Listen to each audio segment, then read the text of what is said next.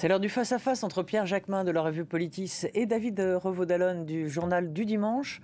Le journal du dimanche toujours en grève, toujours cher en David. grève, pas de numéro depuis 15 jours et un processus qui se poursuit. Donc incertitude quant à la publication du prochain numéro de dimanche prochain. Et ça risque de durer forcément. On n'en sait rien, mais il y a quand même un risque que effectivement la grève se prolonge encore quelques temps. Et Pierre, votre une de Politis cette semaine? La une, on revient sur les morts de la police suite à, en tout cas, ce qu'on peut dire être une présomption de refus d'obtempérer. On fait un grand dossier, on revient sur chacun des cas. On fait aussi une analyse parce que même si ce gouvernement nous explique que le temps n'est pas à l'analyse, je pense au contraire que l'analyse est absolument nécessaire pour comprendre la raison de ces révoltes. Alors justement, ces révoltes qui se sont atténuées depuis quelques jours, même s'il reste quand même des éléments perturbants ou perturbateurs, est-ce que vous estimez que l'autorité de l'État, eh bien, c'est opération réussie ou ça risque de reprendre dans des foyers à droite à gauche? C'est difficile de prévoir. On le disait tout à l'heure en antenne, c'est vrai qu'il y a la perspective du 14 juillet qui est toujours, avec les mortiers, les feux d'artifice, toujours un moment peut-être propice. Ce qu'on peut constater, c'est que par rapport, même s'il est trop tôt pour l'analyse, comme le disent certains, notamment du côté du gouvernement, quand on compare au seul finalement étalon en termes de comparaison, c'est-à-dire 2005, on voit que les émeutes ont duré certes moins longtemps, mais qu'elles ont touché également tout le territoire et surtout qu'elles ont été d'une grande violence. Les syndicats de police et les policiers en témoignent. Vraiment, il y avait pour le coup là une vraie volonté, d'après la police, de tuer des forces de l'ordre, de s'en prendre aux pompiers, etc. Et c'est sans doute le degré de violence, avec notamment l'usage intensif des mortiers comme finalement presque des armes à feu ou des munitions en tout cas pyrotechniques, qui sont voilà, c'est ce qu'on constate. Il y avait un vrai déchaînement de violence par rapport à 2005, même si ça a duré moins longtemps. Alors, Pierre, vous titrez quand la police tue, mais quand certains émeutiers tuent, pour autant, on ne dit pas la banlieue tue, mais quand certains émeutiers tuent aussi, on voit la volonté de tuer. Est-ce qu'il y a deux poids, deux mesures ? Non, Roselyne, il n'y a pas de poids de mesure. Là, on vient de vivre un drame. Il y a un jeune homme de 17 ans qui est mort sous les coups de la police, alors qu'il n'y avait visiblement pas, en tout cas en l'état actuel des données qu'on a dans l'espace public, de refus d'obtempérer, et qu'il n'est pas possible de passer à autre chose sans avoir à expliquer ce qui s'est passé. Il y a des faits, Roselyne, c'est simple. Entre 2002 et 2017, il y a 17 morts suite à une présomption de refus d'obtempérer. De 2017 à aujourd'hui, 2023, donc en 6 ans, il y a 32 morts suite à un refus d'obtempérer. Ça veut dire qu'en 6 ans, il y a eu 5 fois plus de morts suite à un refus d'obtempérer. Ça veut dire quoi? Ça veut dire que la réponse politique, elle est d'abord... Je crois qu'il y en a 4 qui sont soumis à une enquête, 4 ou 5. Et par ailleurs, il y en a très peu qui aboutissent à des procès à l'encontre des policiers. Mais ça veut dire quoi? Une fois qu'on a ces éléments, et j'entends dire à droite et à gauche, ce que je viens de dire là, c'est le fruit d'un travail d'un journal qui s'appelle Basta, qui est un travail sérieux, et peut-être est-il engagé, mais ça ne veut pas dire pour autant qu'il serait moins sérieux que d'autres dont on ne rappelle jamais, qui sont sous emprise d'industriels ou sous emprise d'une ligne éditoriale à droite. Donc ce que je veux dire, c'est qu'on a des éléments factuels qui montrent que depuis 2017, il y a une recrudescence des bavures policières. Donc à un moment donné, cette loi, qui était la loi qui a été prise sous le gouvernement de François Hollande, elle est problématique. Elle est problématique. Il faut le dire, et il s'agirait, dans les décisions politiques, de la remettre en cause. Et deux, ce qu'on fait en couverture, c'est qu'on met les prénoms. Aziz, Abdelkader, Myriama, je peux vous les citer, ils sont 17 en couverture. Donc ça veut dire aussi à un moment donné que cette question du racisme, qui est un sujet dans notre société, l'ONU le dit même, qu'il y a un problème structurel dans la police, dans les forces de l'ordre, de racisme. Donc tant qu'on ne veut pas voir ce qui est visible, on ne réglera jamais le problème. Donc la réponse politique, elle se situe d'abord dans l'analyse objective des données que l'on a. La recrudescence des bavures policières, 2, le racisme dans la police. Tant qu'on ne voudra pas s'attaquer aux deux sujets, on ne réglera jamais le problème. Moi, je cherche juste la voie du milieu. Il n'y a pas de voie du milieu. Ce que je viens de vous dire, ce n'est pas un argument politique, ce n'est pas un argument engagé, ce n'est pas idéologique. Ce que je viens de dire, c'est factuel. Ce n'est pas parce que c'est un journal dit de gauche qui le dit que ce ne serait pas factuel. Vous invitez peut-être parfois des gens du Figaro, vous dites jamais « Ah ben vous n'êtes pas sérieux parce que vous êtes de droite ». Bon, pour l'instant, vous, peut-être pas, mais d'autres... Pourquoi pas d'ailleurs? Il y a la pluralité, on a vu tout le monde. Ce que je veux dire, c'est que jamais vous direz aux journalistes du Figaro « Vous êtes de droite, donc c'est pas très sérieux parce que vous êtes de droite ». La gauche, une fois qu'on est de gauche, on est un militant, on n'est pas sérieux. Là, vous avez des données factuelles qui sont des éléments de réponse aux politiques. Il faut s'en saisir. Après l'affaire George Floyd, le JDD avait interviewé Christiane Taubira, l'ancienne garde des Sceaux, pour lui poser la question du racisme structurel. Y a-t-il du racisme structurel dans la police? Elle nous avait dit non.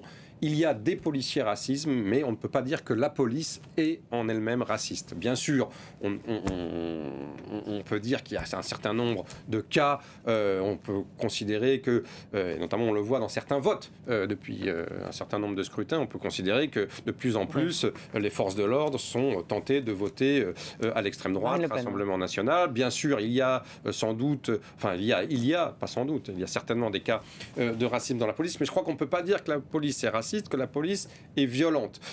Bien sûr, encore une fois, je pense que Emmanuel Macron a eu les mots justes par rapport à Naël. Ce n'est pas sérieux de mourir quand on a 17 ans, si vous me permettez cette formule, c'est-à-dire que personne, y compris pour un délit, y compris pour un pédigré judiciaire, ne doit être tué par la police. Après, sur les réactions elles-mêmes, on peut dire, comme les Insoumis, que c'est une révolte sociale, que c'est la population qui cherche à se faire justice, qu'il n'y a aucun intérêt à arrêter les émeutes et à appeler au calme. Mais enfin, considérer quand même que, outre les violences contre les biens, contre les personnes, il y a eu des pillages organisés.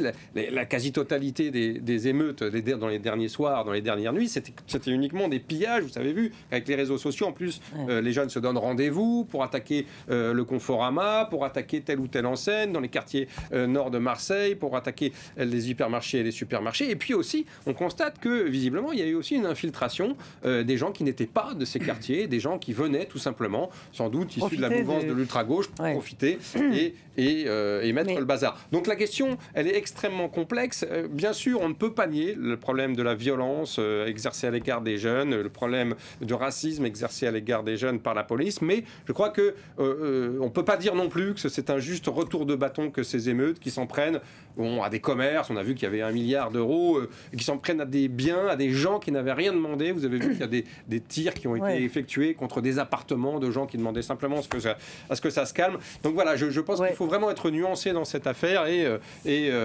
voilà, repérer les torts qui sont de chaque côté et partagés, même si il ne s'agit pas de faire un juste milieu. Alors je ne sais pas si vous avez convaincu Pierre, mais en tout cas, je ne crois pas non plus.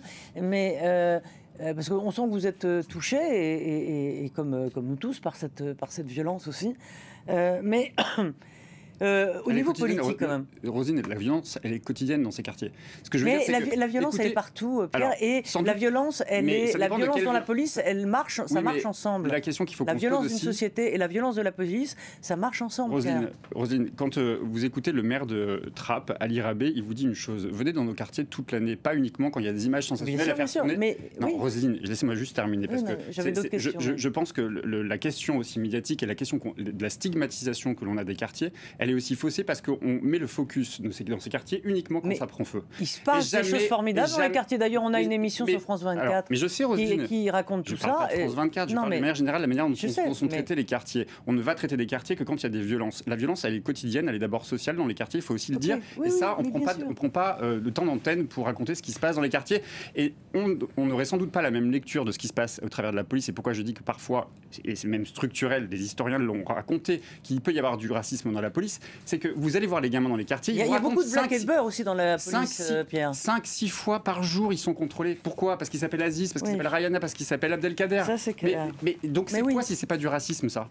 Je vous dis pas que les policiers sont racistes, mais c'est qu'il y a une part de racisme inconscient, de racisme structurel qui fait que... gueule qui existe depuis la nuit des temps. C'est ce qu'on appelle des arrestations aux faciès. Mais c'est pas nouveau. C'est vrai, c'est du racisme. Je vais vous citer un endroit qui s'appelle l'Aïle-les-Roses. Il se trouve que par hasard, pour le grand des hasards, j'ai grandi dans cette ville qui a toujours été une commune extrêmement calme, une commune du Val-de-Marne, donc de banlieue assez classique, avec des ensembles HLM, avec une zone pavillonnaire. Et vraiment, c'est une ville qui n'a jamais, ou presque jamais, à l'occasion d'un incendie créé il y a une quinzaine ou une 20e d'année, un incendie criminel. Il y a des problèmes de drogue quand même là-bas. Comment ? Il y a des gros problèmes de drogue. Enfin, en tout cas, c'est une ville qui ne fait jamais parler d'elle. Et vous avez vu ce qui s'est passé. Il y a des gens qui ont pris une voiture bélier, qui l'ont encastrée dans le domicile du maire qui était absent, qui ont tenté d'occasionner un incendie criminel sur sa maison où sa femme et ses 2 enfants en bas âge étaient présents. Je trouve que là, voilà, c'est totalement inexcusable, totalement scandaleux. Bien sûr que c'est inexcusable. Ça inspire de la répression. France insoumise Et donc c'est la raison pour laquelle je trouve que l'attitude de la France insoumise est aussi détestable que celle du Rassemblement national et surtout de Reconquête, parce que vous avez remarqué que Marine Le Pen, comme d'habitude, ne parle pas, et elle sait évidemment qu'a priori ces événements-là jouent pour elle et qu'il n'y a pas de raison d'en parler. Mais en tout cas, d'un côté, vous avez une surexploitation par l'extrême droite, notamment Reconquête, et de l'autre côté, par les Insoumis. Et d'ailleurs, à tel point que vous avez remarqué que je pense que la NUPES, évidemment, vit peut-être ces derniers jours, parce que vous avez remarqué que là, les socialistes, le patron du Parti communiste, Fabien Roussel, celui du PS, Olivier Faure, s'est totalement désolidarisé de la position des Insoumis, qui est totalement irresponsable. Vous avez des bouts de feu des deux côtés. Vous avez des bouts de feu à l'extrême droite qui nous expliquent qu'il faut soutenir ce policier avec cette fameuse cagnotte et qu'il faut grosso modo tirer dans le tas. Et puis de l'autre côté, vous avez une ultra-gauche qui défend les émeutiers et qui refuse totalement d'appeler au calme. Enfin, on est coincé, je trouve, entre deux extrêmes qui sont tout aussi irresponsables pour des raisons différentes l'un que l'autre. Pierre, sur l'attitude de la France insoumise, tout de même, Jean-Luc Mélenchon qui n'appelle pas au calme, la députée insoumise qui ne va pas à la marche des maires à La Île-et-Rose sur ce qui s'est passé, qui n'est pas parmi les élus. Est-ce que là, ça ne va pas laisser des traces et des cicatrices politiques ? Il y a eu hier un clash à l'Assemblée nationale où Elisabeth Borne a dit que la France insoumise sortait du champ républicain. Est-ce que tout de même, là, vous pouvez reconnaître que Roselyne, intellectuellement, il y a un problème. Je ne suis pas l'avocat de la France insoumise. Mais c'est pas ce que je vous demande. Je vous entends comme observateur et journaliste. Si je peux reconnaître, oui, la France insoumise fait des conneries beaucoup. Elle en a fait parfois. Et je partage en revanche une chose, c'est le constat qu'il dresse. Et c'est ça que ne veut pas entendre le gouvernement. C'est-à-dire que le constat qui est celui de la France insoumise, il est clair. Au moins, il y a une cohérence. Ce que je veux dire, c'est que vous reprochez peut-être à une députée de ne pas être allée à la manifestation, et je trouve que c'est dramatique. Non, mais vous dites que c'est pas normal. Mais je suis pas sûr que vous soyez offusqué que les élus de droite ne soient pas allés à la marche de soutien au maire de Saint-Brévin, de Saint-Brévin, quand il a été attaqué par des groupes d'extrême droite, maisons brûlées, familles. Voilà, mais ce que je veux dire, c'est que le deux poids deux mesures, il existe de toutes parts. Et le problème, c'est la récupération politique, et je pense qu'il faudrait un tout petit peu un temps de calme et surtout de...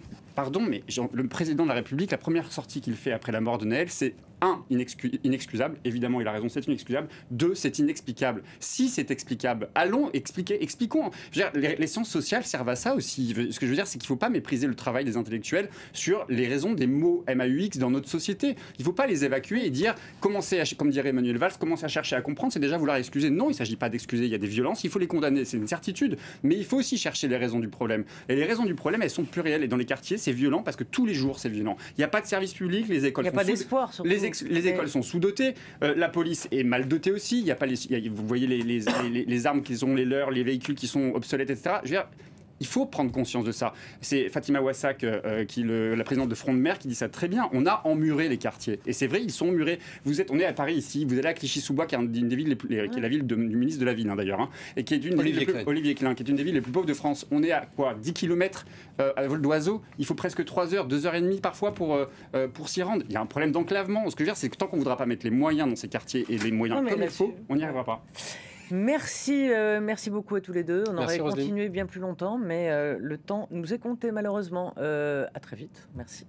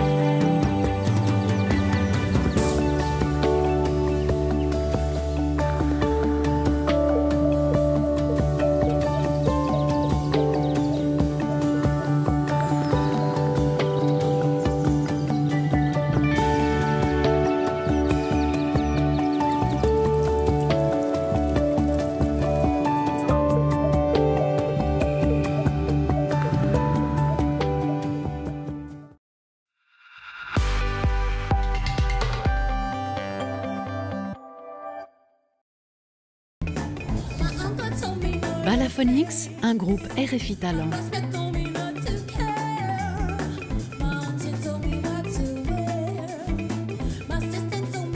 Découvrez In My Head en live, le nouveau titre de cet afro-brass band francilien avec en invité Mary May.